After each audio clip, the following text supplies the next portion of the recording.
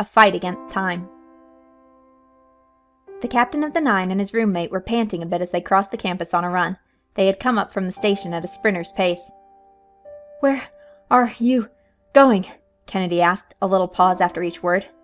"Jenkins." "What for?" "We must get Redway back. If he does reach home, there would be little use of him coming back. He wouldn't be in shape to play after a long train journey." They were going up the stone steps of Winslow Hall when Kennedy clutched Bartley's arm.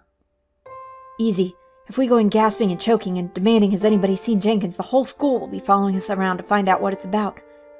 So although it was torture to do it, they waited on the stone steps until their breathing became normal. Casually, they went through the building from the roof to the first floor, but none of the fellows they questioned had seen the coach. They met again on the stone steps outdoors. "His lodgings," said Bartley, and they set off across the campus once more. A frightened boarding mistress answered their wild, impatient clangings of her doorbell. She told them severely that Mr. Jenkins was not in, and they walked slowly back to the campus. There was little use searching for the coach. Many of the students boarded with families near the school, and the coach was probably making the rounds of private houses, asking fellows who thought they could catch to come out on the morrow. "If we could reach Redway with a telegram," suggested Kennedy. "He might think we were trying to lure him back," Bartley answered. "And besides, we couldn't explain satisfactorily in a telegram." The same thought was running through each boy's mind. Every minute that they stood there idly was taking the catcher half a mile farther from St. Mary's. "Didn't Jenkins say something about changing cars at Arden?" Kennedy asked. "That's it!" Bartley cried suddenly. "That's our only chance! Come on!" Again the captain started off on a run. Kennedy charged along at his heels. "What is it?" the pitcher demanded.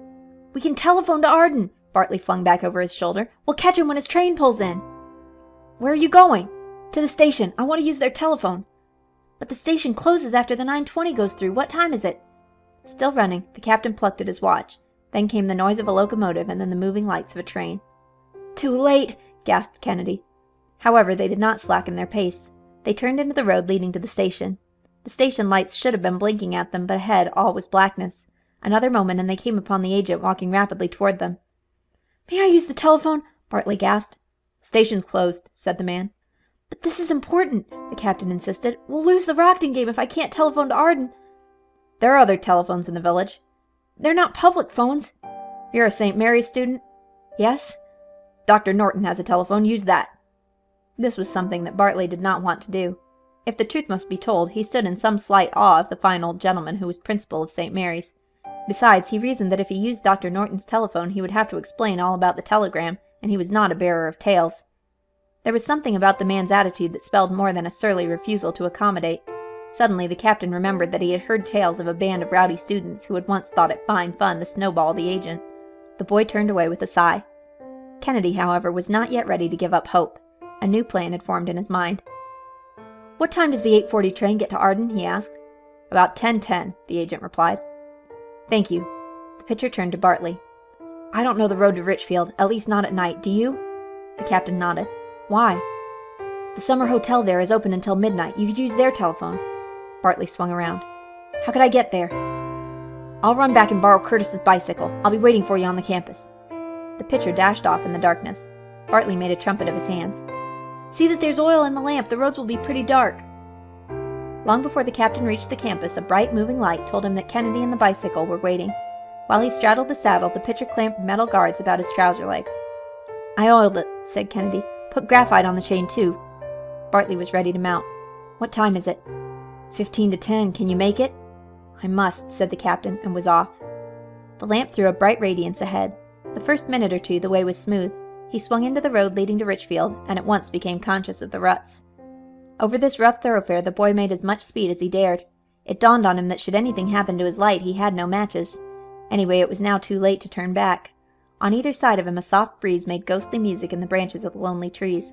Now that he was out of sight of the campus and the school buildings, and alone on the dark road, little chills began to go up and down his back. His eyes, though, never once left the white semicircle of light that wavered ahead.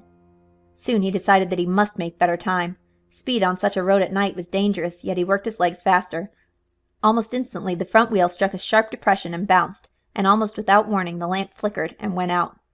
Something like a sob caught in the captain's throat.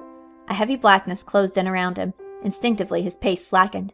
Then came a thought of Redway gone and the Rockton game lost. With a desperate thought that he must take chances of mishap, he pushed violently at the pedals. If I hit anything, he gasped and gripped the handlebars as he felt the jostle of a ragged rut. After that, the ride became a nightmare. His eyes were straining at the darkness and seeing nothing.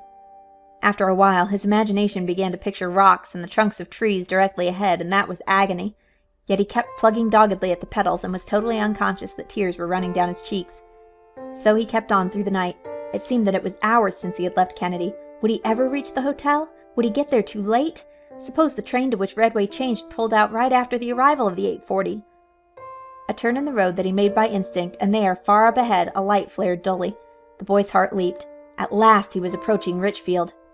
The light came toward him, but oh, so slowly. Finally he passed it. Where was the hotel? He could hear music, mellow, measured dance music. He followed the sound.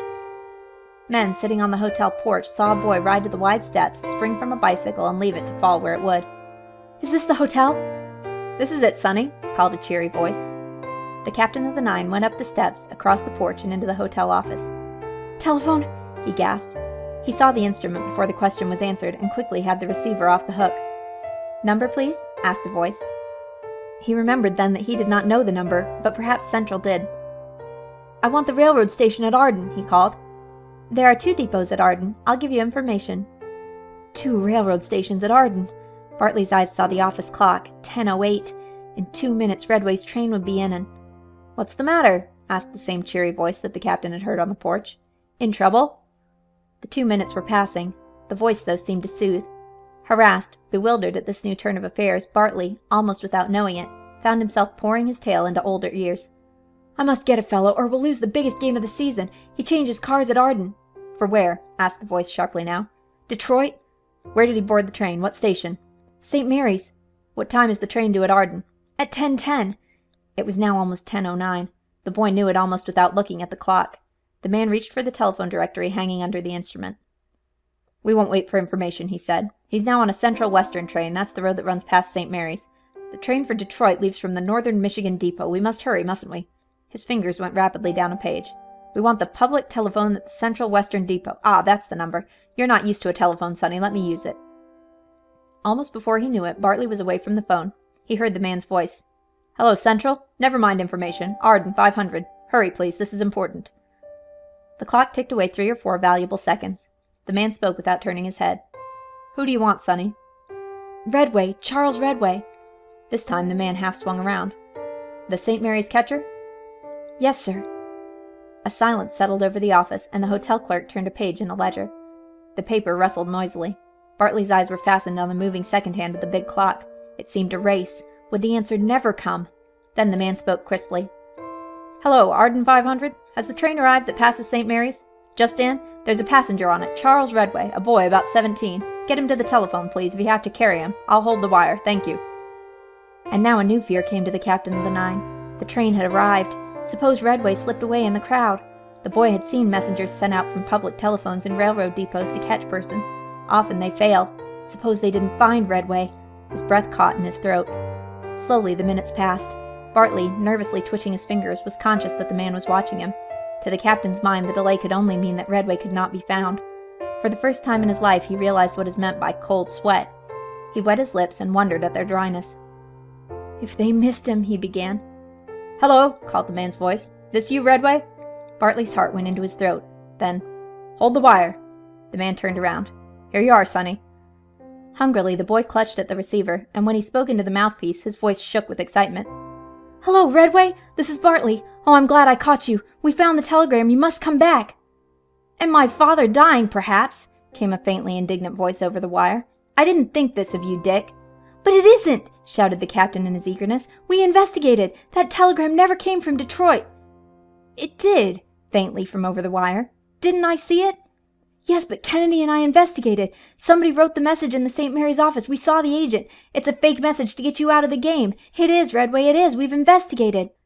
A long silence. At last, that same faint voice. You're not fooling me, Dick. Fooling you? The captain almost sobbed. Do you think I'd tell you this if your father were really ill? Then the sob became a shout of joy. What? You'll come back on the first train? Good. I'll tell Jenkins. Oh, I'm glad I caught you, Redway. A trembling boy, his nerves aflutter now that the suspense was over, backed away from the telephone. The hotel clerk, silent up to this time, tapped his desk. $1.40 charges, he announced. The captain of the 9 suddenly felt a little thrill of fright. He had forgotten that long-distance telephoning is expensive, and he had less than $1. He had heard of men being arrested for not paying hotel board bills, and perhaps they arrested persons for not paying telephone charges, too. It wasn't a comforting thought. "I haven't that much," he began weakly. "Guess I'll have to pay it and help you out again, Sonny," said the cheery voice. "I'll pay you back," cried Bartley, "just as soon—" "Pay me at the game Saturday," smiled the man. "Are you coming?" "Couldn't keep me away," and this time the man laughed.